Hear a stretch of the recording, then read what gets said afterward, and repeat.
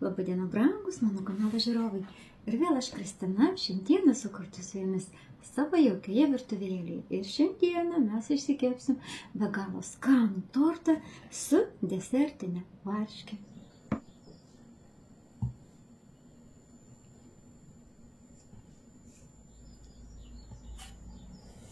Kad išsikepti purų ir skanų biskvitą, mums šiandieną reikės 5 vidutinio dydžio kiaušinių, 150 gramų miltų. Miltus naudokime pačios aukščiausios rūšies.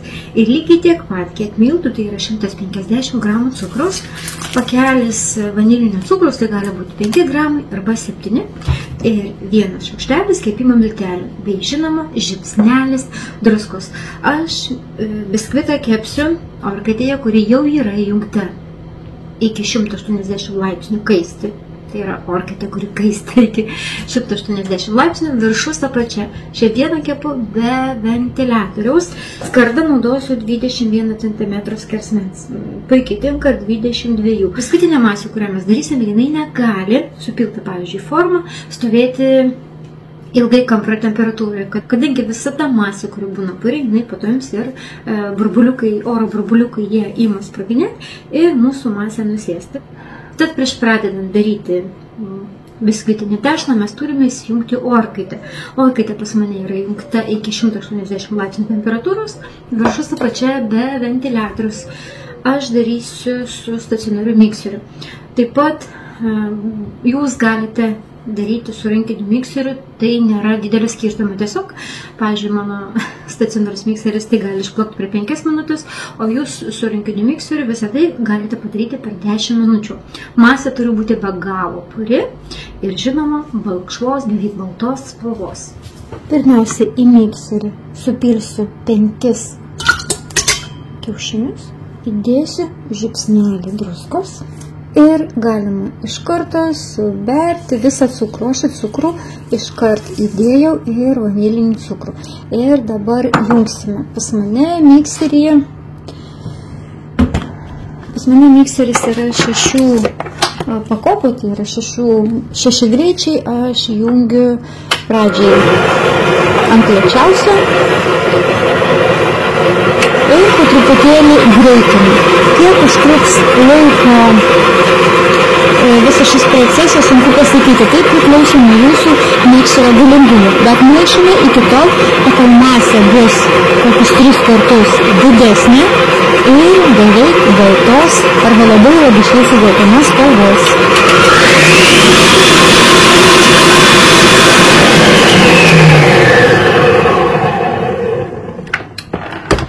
Jūs turbūt matote, kad masė pakilo tikrai nemažai.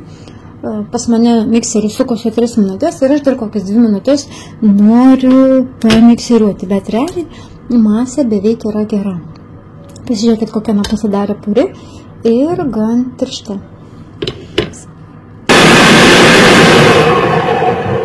Sukosi biskvitinė masė pas mane 5 minutės. Dabar į miltus įdėsiu 1 arbatinį šaukštelį kepimo miltelių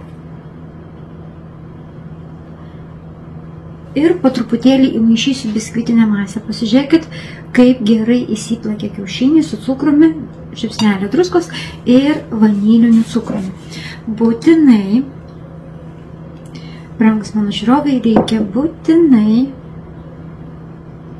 išsijoti miltus. Biskvitui reikia išsijoti būtinai, kadangi jie būna puresni ir prisisotina deguonies. Biskvitinę masę maišom labai atsargiai, iš apačios į viršų ir viena kryptimi. Kadangi jau pradėsim skubėti, makaluoti, mūsų biskvitinė masė sukris. O mums reikia, kad biskvitas būtų purus, minkštas ir skanus. Įmaišau miltus per kokius 3-4 kartus. Brangus mano žiūrovai, jie jums patinka mano pasidalinti video receptai. Tai nepagailėkite uždėti laiko, parašyti komentarą, kad naudojate, kad kepate. Aš manau, jums tai neužims daug laiko, o man tai bus labai malonu. Biskvitas kepa apie 25-30 minučių. Brangus mano žiūrovai, labai svarbu, kai biskvitas kepa, neatidarinėti orkaitės. Galima atidaryti tik tada, pavyzdžiui, kai bus 25 minutės prie nukepimo beveik pabaiga, tada galima patikrinti, ar jis iškepęs, durti, pavyzdžiui, viduriuką su mediniu pagaliuku. Ir jeigu pagaliukas sausas, reiškia biskvitas iškepęs, jei ne, dar pradėsti laiką kokiams 5 arba 10 minučių. Viskas priklauso, brangūs žiūrovai, nuo jūsų orkaitės. Matot, maišau atsargiai, mano biskvitinė masė visiškai nesukrito. Dabar atsargiai reikia supilti visą biskvitinę masę. Maišau mentelę, nepilu miltų į biskvitinę masę ir nesuku mikserio indę. Dabar, kad biskvito kepurėlė būtų kuo mažesnė, aš tiesiog mediniu pagaliuku nupiešiu spiralę, pabursiu.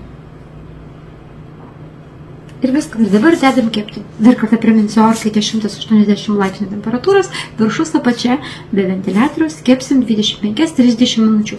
Tai irgi priklauso nuo jūsų orkaitės skaidrumo. Susitiksim po 25 minučių. Biskvitas iškepęs. Jeigu jums biskvitas kepant sukrito, aš noriu pažiūrėti ir jums parodyti, kad pagaliukas yra sausas. Jei biskvitas kepant sukrito, žinokit, reiškia truputėlį mažai miltų. Galite nuo savęs dadėti 10-20 gramų, nes miltai skiriasi ir kartais klausia, kodėl biskvitas sukrinta. Na, ir žinoma, kaip ir minėjau, negalima atidarinėti. Taip pat dar vienas variantas kepimo, kurį aš labiausiai mėgstu, tai yra viršus, apačia ventiliatorius ir 160 laipsnių temperatūros. Tai yra orkaitė tiek įkaitiname ir tada biskvitas kepa 40 minučių. Dabar biskvitą mes turim ataušinti. Reikės išimti jį iš formos ir palikti stabilizuotis, palikti atvėsti ant grotelių mažiausiai 4 valandas, bet geriausia tai padaryti per naktį. Per naktį, kadangi jisai tada mums labai gerai pjaus. Laikas supjaustyti mūsų biskvitą. Visuomet biskvitą pjaustau peiliu, kuris yra skirtas riebti duonai. Pirmiausia, biskvitą perpjaunu pusiau. Pasižiūrėkite.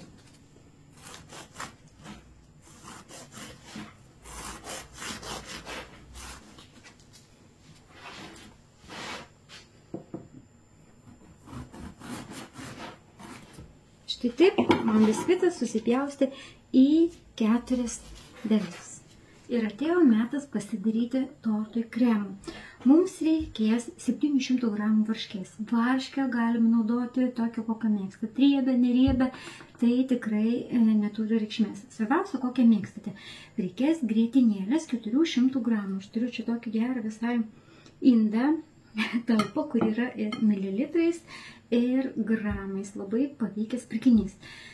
Grietinėlė būtinai turi šalta būti, kad gerai įsiplakti, ir taip pat, jeigu norit, kad jūsų grietinėlė labai gerai įsiplaktų, naudokite 30%, ta prasme, nuo 30% iki 35% riebumo. Nedaugiau arba nemažiau. Na, tai mano pastebėjimas, mano patarimas jums. Aš naudoju štai tokią anglišką grietinėlę. Cukraus man šiandien reikės 200 gramų, bet jūs galite imti mažiau, jeigu nemėgstate saldžiai.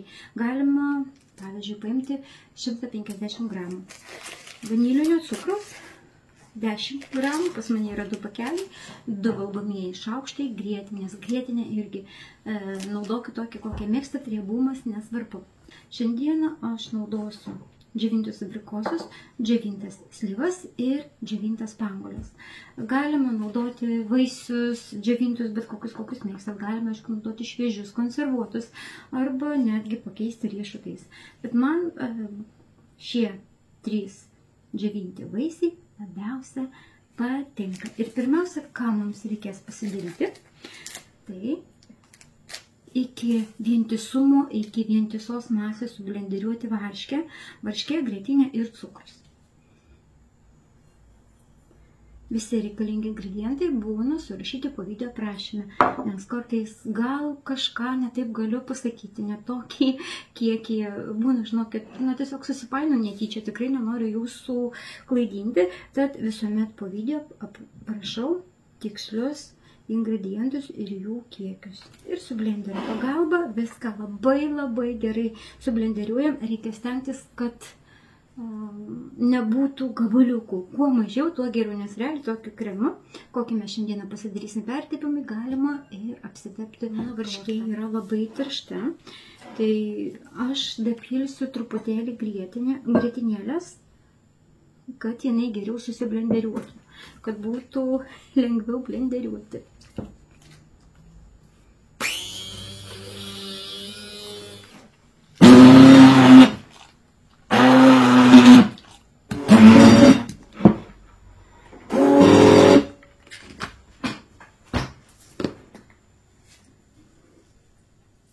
Įsiblenderiavo ir dabar atrodo kaip desertinė varškė. Aišku, galima imti jau tiesiog paruoštos desertinės varškės 700 gramų. Aš paragavau kremą ir man trūksta cukraus. Dabar jau cukraus nedėsiu, kadangi jisai gali maišant neištirpti. Tad įdėsiu kokius 2 šaukštus cukraus pudros. Dabar sudėsiu į kitą indą ir sujungsiu su šalta grietinėlė. Galima grietinėlę plakti atskirai, bet aš darau viską vienu metu, kadangi mes šios masės, varškės masės tikrai neperplaksim. Įdėsiu dabar 2 tokius su kaupu valgomuosius šaukštus cukraus pudros. Supilsiu visą grietinėlę. Ir subersiu vanilinį cukrų.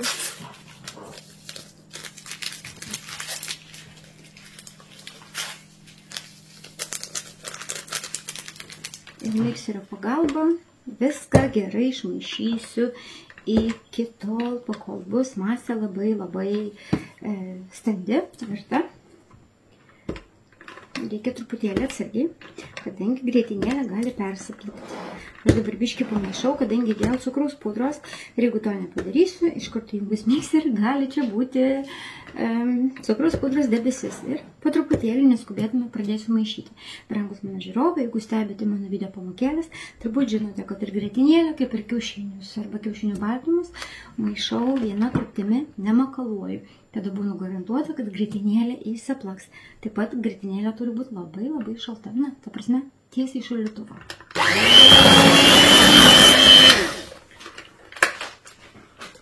Viskas.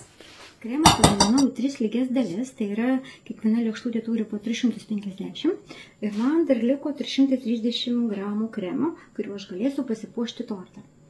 Ir į kiekvieną lėkštutę aš įdėsiu įdėsiu vaisius. Dabar dėl vaisių kiekius ir viską reikia gerai išmaišyti. Galite dėti po 50 gramų, pavyzdžiui. Galite dėti daugiau, galite dėti mažiau.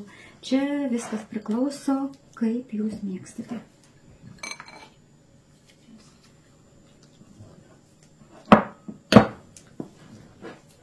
Brangus mano žiūrovai. Labai atsiprašau, bet buvo išsijungusi kamerą. Geriausia surinkinėti kepimo formui. Aš viską, žinokit, pasakojau, rodžiau, o pasirodo kamera nedirbo. Tiesiog išsikloju maistinę plėvelę formą. Aš jums greitai parodysiu. Taip ir būna. Kas nori pabūti mano operatorium? Štai taip pasiruošiu kepimo formą. Tortą visada surinkinėjau taip, kad apvertus man lygioji dalis būtų ant viršaus.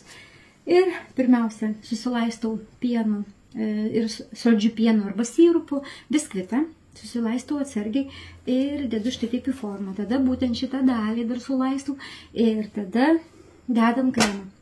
Pirmiausia, išdėjau varškę su slyvomis, tada vėl dėjau antras sluoksnį, sulaišiau viršų, o pačios nereikia. Sulaišiau viršų, tada dėjau persukų ir varškės sluoksnį, vėl viršaus biskvitas, vėl aš jį sulaišiau ir trečias sluoksnis buvo džiovintomis spanguolėmis. Ir uždėjau paskutinį sluoksnį, kurį sulaišiau ir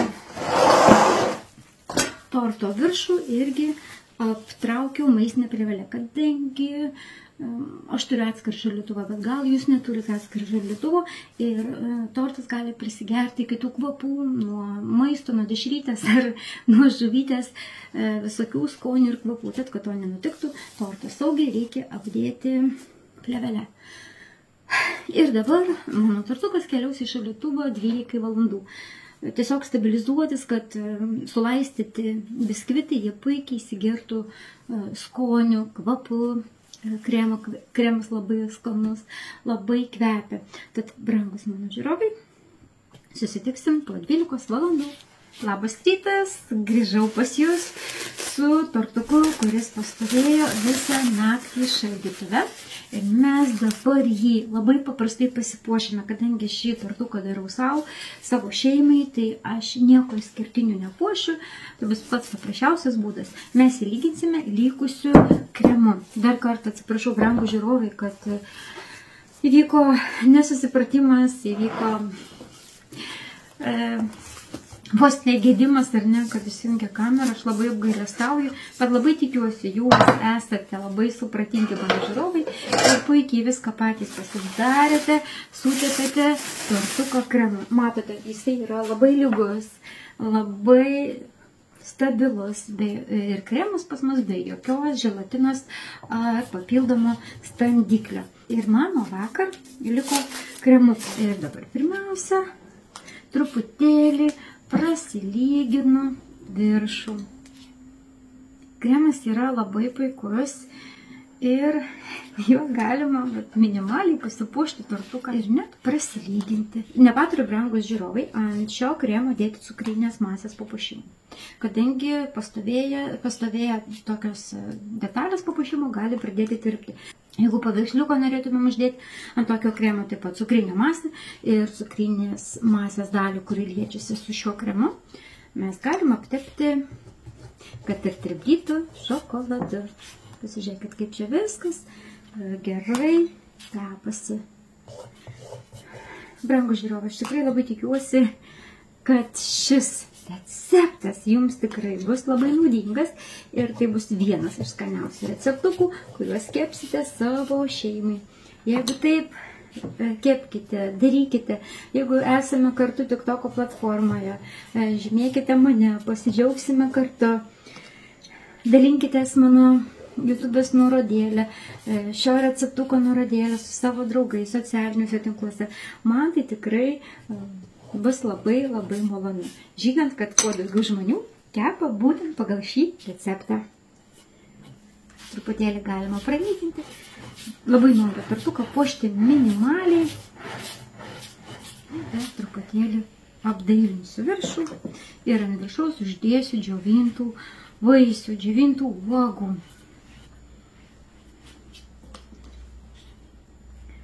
Labai skanus tortukas. Jeigu vasarą daro tokį tortuką, tai galima dėti šviežių vaisių, bus irgi labai labai skanu, toks lengvas vasariškas tortukas, bet o kremas yra labai labai skanus ir labai skaniai kvepia.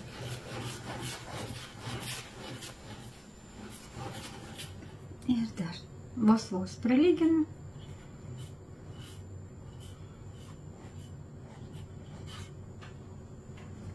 Ir uždėsiu, tiesiog tokį apskritimą padarysiu iš vaisių, džiovintų vaisių, kuriuos dėjau į kremą.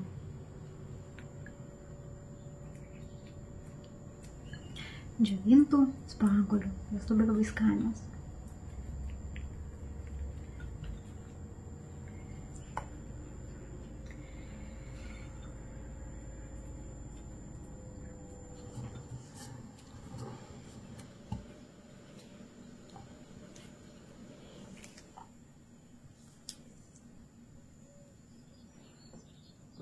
Ačiū, mano brangūs žiūrovai, kad buvote kartu, kad žiūrėjote ir aš net nebejoju, kad kepėte kartu su manimi šį skanų tortuką. Jeigu patiko video pamokėlė, nepagailėkite uždėti laiko, parašyti komentarą ir būtinai užsiprenumeruokite mano kanalą, kad visuomet būtumėm kartu ir iki kitų kartų.